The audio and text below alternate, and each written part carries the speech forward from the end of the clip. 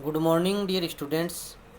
आप सभी का इस यूट्यूब चैनल पर हार्दिक स्वागत है।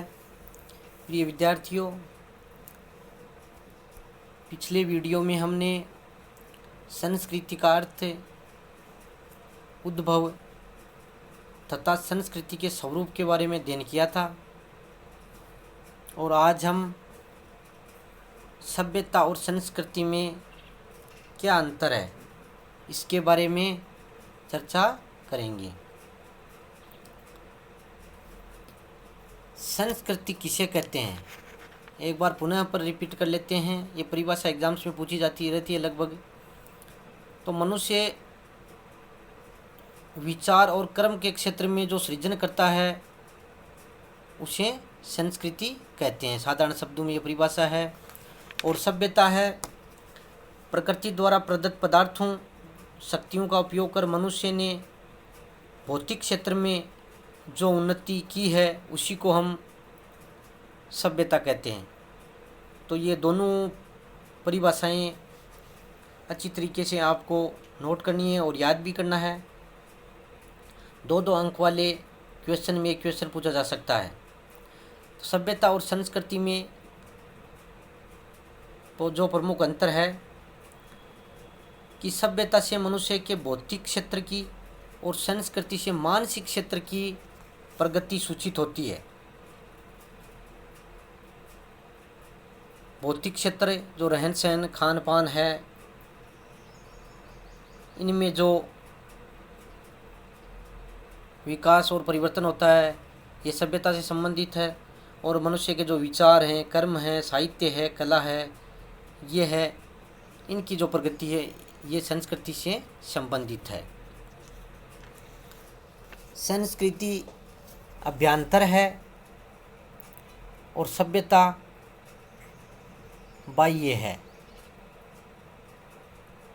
तीसरा जो प्रमुख अंतर है कि संस्कृति के अपनाने में देर लगती है, यानी मनुष्य को काफ़ी टाइम लगता है। अगर एक संस्कृति दूसरी संस्कृति को अपनाती है तो उसमें समय बहुत ज़्यादा लगता है, जबकि सभ्यता का अनुकरण सरलता से किया जा सकता है, यानी सभ्यता को आसानी से अपने में डाला जा सकता है, उसके अनुसार दूसरी सभ्यता अनुकरण कर सकती है। संस्कृति का संबंध धार्मिक विश्वास से भी है।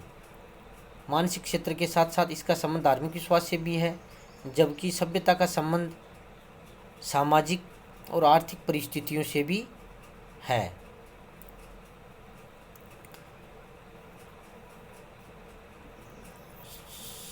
संक्षेप में हम कह सकते हैं कि सभ्यता मनुष्य को प्रगतिवाद की ओर ले जाने का संकेत करती है, लेकिन मनुष्य अपनी बुद्धि का प्रयोग कर विचार और कर्म के क्षेत्र में जो सृजन करता है उसे संस्कृति कहते हैं। मनुष्य ने संस्कृति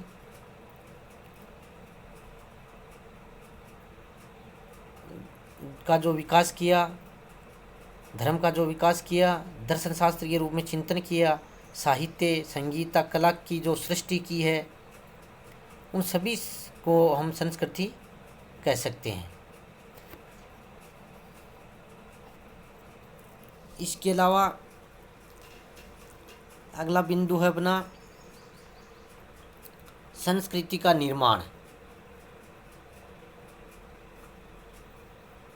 किसी देश की संस्कृति उसकी मानसिक निधि को सूचित करती है।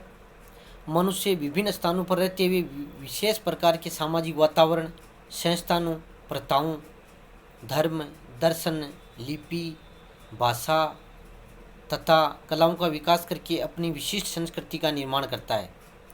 भारतीय संस्कृति का निर्माण भी इसी प्रकार हुआ है। संस्कृति समाज का व्यक्तित्व या आईना है, जिसके विचार, भावना, आचरण तथा कार्यकलापों के विभिन्न प्रस्तरों से संस्कृति की सिद्धि होती है।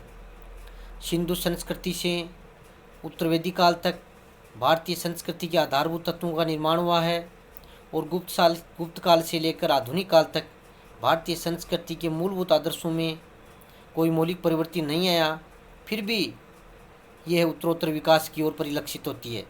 पूर्व वैदिक और उत्तर वैदिक आर्यों ने इस संस्कृति के निर्माण में काफ़ी महत्वपूर्ण योगदान दिया और गुप्त सम्राटों ने इसको पल्लवित या पुष्पित करने में अपना काफ़ी योगदान दिया।